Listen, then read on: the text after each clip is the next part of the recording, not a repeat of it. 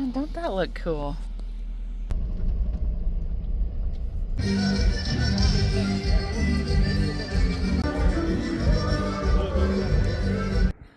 Good job, Brandy. Good girl. RV parks in southern Arizona can be quite spendy, so today I'm sharing a few of our favorites, all under $65 a night. Hi there, I'm Leanne, and this is Making My Abode on the Road. Our first spot is Gilbert Ray Campground in Tucson, Arizona. It's bordered by Tucson Mountain Park and just down the road from Old Tucson and the Arizona Sonoran Desert Museum. First, we're going to start with some very important information to prevent any damage to your RV. There are two different ways to get into the campground. Gates Pass Road is one of them, but on the website they recommend that people with long rigs enter Tucson Mountain Park from Ajo Highway to Kinney Road. But let me warn you, Kinney Road is like a roller coaster, just dip after dip after dip. And on every single one, there's scars on the asphalt from people scraping. Had we known that, we might not have stayed there because almost every single dip we scraped. If you take it slow, you might be all right. We're 42 feet, but we also have the drop down frame so that we can have the loft above the master bedroom. So that really drops it down and the risk of scraping is much higher. Our freshwater tank is back there. And so this time, and the valve kind of hangs down a little bit. There's an elbow and then the valve where you can drain the water. Well, we scraped a hole in the elbow and all of our water leaked out. We had to fix it right away because there's no water at the sites. And so we had to fill our freshwater tank and we can't be having it just leak out everywhere. So we went to Ace Hardware and Jeff came up with a better solution. He got just a little PVC plug instead of the elbow, and because he was going to get an elbow and just reattach the valve, but he kind of thought it was probably better to just get a plug and it would be up underneath, further up instead of hanging down some, so that hopefully we wouldn't do that again on the way out. So just a plug and some plumber's tape, and now we can just screw it in there by hand, and if we have to drain it, it will drain much faster instead of coming out of that just tiny little pinhole from on the valve. Gilbert Ray Campground is run by Pima County, so I guess it's technically a county park. It's $35 a night and it's reservation only. I'll leave a link to their website where you make your reservations. All the RV sites have 20, 30, and 50 amp electric, but no water at the site. However, all over the park, there are faucets, just spigots, pretty much on every curve. There's tons of them everywhere. So we do not have full hookups here, but it is 50 amp at this site, and I know most of them are 30 amp. But site 70A is 50 amp and the water is just right over there. So we haven't had to get our water bag. What is it? So we're in site 70A. This is us.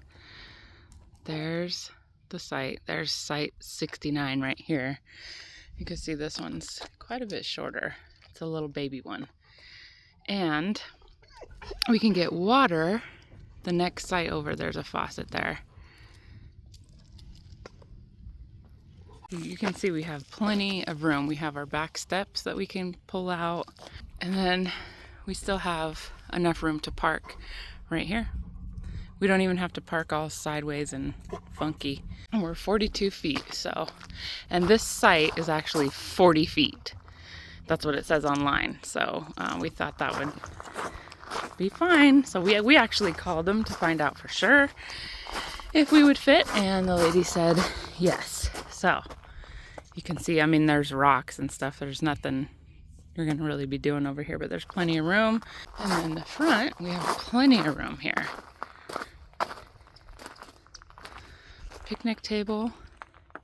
See, plenty of room. We could have maybe went back a couple feet more before we started scraping, but we didn't need to. So There is a dump station and it's free to dump if you're camping in the park. There is a 7-day limit to camp here, which is kind of a bummer because it's really nice. So beautiful. It'd be nice to at least have 14 days. Saguaro National Park is literally 7 minutes, a 7-minute drive to the entrance and then 10 minutes to the visitor center. This was our 13th national park visit. Good job, Brandy. Good girl. She was looking like... Another very important thing to remember and to know when going to this park or really anywhere in that area with all the cactus, where there are cactus, a lot of cactus, there are also pack rats. Yep. Okay, so we have a quick tip for you. If you're camping in the desert where there's a bunch of cactus, you see all the saguaros back there, there's tons of other cactus back there, little, what are those ones called? Prickly pear, and then the Joshua tree. I mean, cactus everywhere. And pack rats love cactus. They live in the cactus because they make their little nests and it protects them. Teddy bear cholla is everywhere and they love it for protecting their nests. You'll find small little pieces of it laying around from them collecting it. They're gonna be like, I can't see your husband's eyes.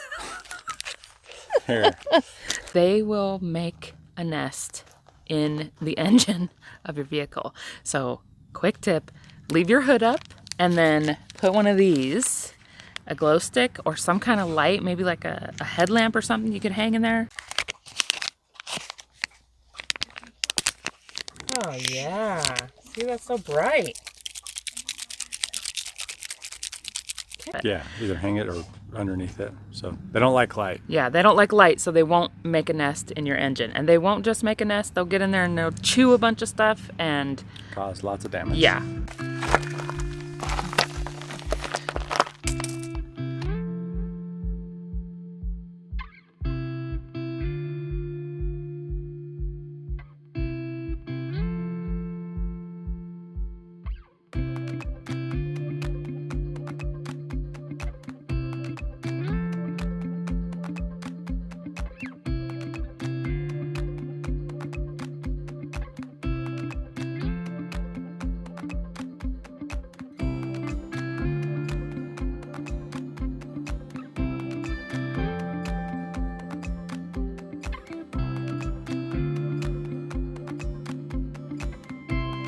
We had perfect weather. This was in November, maybe early December, just right after Thanksgiving.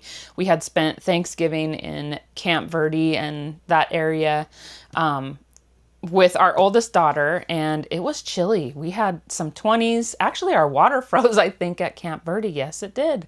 It was chilly. So getting down there, it was nice and warm. So we got our projector out and put it outside, and we played some Nintendo Sports bowling. Oh. Bam! Oh, Casey. Not good. Not good, people. Look at Moosey stuck because Manny won't move. Oh, Moosey. Buddy. Say, move your big old fat butt. Brandy, move. Brandy. Make her move. He's stuck. Aw, there you go, buddy. Leanna, He's like, thank you. Come on, Casey. We need a strike. No, you guys. Yes. Ooh. What? You gotta have that follow through. I'm serious. Okay. All right, let me show these people Come on, Mom. how it's done. I'm fixing to get a strike. Right here.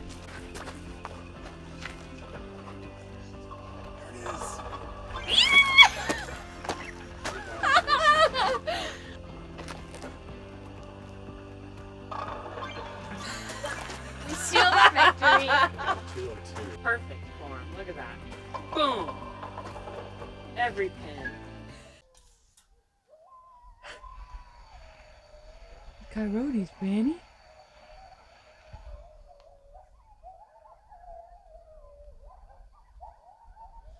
Our next spot was Casino del Sol RV Campground. It's $65 a night, and they are a Good Sam park. So if you're a Good Sam member, you can get 10% off your nightly stays. Weekly, it's $300, and a monthly stay is $900. This park is very nice. They have a hot tub. The hot tub was so clean, so nice. The whole place is very, very clean, gated, paved sites, very well maintained. They have a great dog park, and you can walk to the casinos right from the RV park. And most importantly, kids are allowed. If you have kids, or if you have grandkids that come with you sometimes, or that visit you while you're traveling, you know that it can be very difficult in Southern Arizona to find a park that allows children. Most of them are 55 and up. I've mentioned before that we're members of 1,000 Trails. We just have the camping pass. Out of the 21 parks that are in Southern Arizona, only 2 of them allow kids, and that's in Camp Verde, and one of them is in Yuma, Arizona, which we have not been to yet, but I would like to check that one out. If you've been to that one, let me know. I'd love to know how it is. Comment below. Let me know if you've been there, if you like it, or if we should just pass on it. The weekend that we stayed at this park, they had the 19th annual Tamale Festival going on, which was just right across the street, kind of like in the casino parking lot, and they have an amphitheater and stuff. So we went ahead and checked it out, and I am so glad we did, because that was the best tamales that I have ever had in my life. It's free to the public, and they had local live entertainment. Local tamale vendors. In the area where you can buy the tamales, I'm pretty sure there was probably maybe 15 to 20 different tamale vendors. And then they also had farmers market vendors and local artisan vendors. It was really cool. I just love stuff like that. If you're ever in the area in early December, 10 out of 10, highly recommend. Pro tip, you know the tamales are good if they're all red and juicy, just like this. Trust me. Our final spot is near the base of the Superstition Mountains, just east of Phoenix in Apache Junction, and it's Lost Dutchman State Park. Fun fact, the park got its name based on the legend of the Lost Dutchman gold mine, and it's said to be hidden in these mountains. And the mountains got their name based on all of the rumors and stories of ghosts and murders and hidden treasure. This is a great park. There are lots of trails within the park. There's some really cool hikes up in there. We hiked all the way up. You can actually hike up to the top of that right there. We went about halfway, which was like right here. Across the street, there's the Goldfield Ghost Town and Mine, and they did like a little shootout show, which was kind of cool. It was like a little comedy show. And then there's some little stores. They have really good ice cream. There was an ice cream shop. Excellent ice cream. And then some museums that you can check out. It's very quiet, clean. The spots are spread out very nicely. Some of the sites are $35 a night and some of them are $50. I'm not sure what the difference is because they all have water and electric. The website isn't very clear on that, but anyway, that's the prices.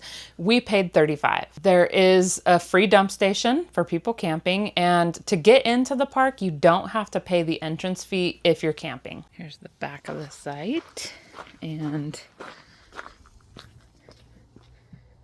come over here, and you have the picnic table.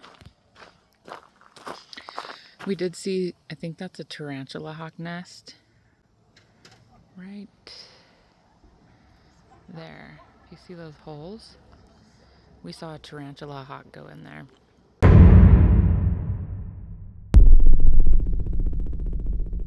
So be careful of those. But this is huge. Like, you could have someone come and stay in a tent with you. You know, family member or something. See? The fire pit. Got the gazebo. 2 other little things right here where you could totally put like a tent. I mean, how fun would that be, right? Like just a little family camping thing. I mean, you couldn't, not like a camper, but like tents. I think that'd be so cool. We usually find the state parks by just doing a Google search. So we would put, you know, like state parks near Phoenix, Arizona, and they all come up. Sometimes some of them won't. So you can also find them just by looking on your atlas. Okay, so just outside Raleigh. Well, not just outside. Okay, Sanford. How funny. That's where my father-in-law's from. So we have Raven Rock State Park. So they'll be in green. And then you have Jordan Lake State Recreation Area. Let's see. Then you have another state park up here north of Raleigh. Umstead State Park, south of Roanoke Rapids, I guess that's how you say it, is Medoc Mountain State Park.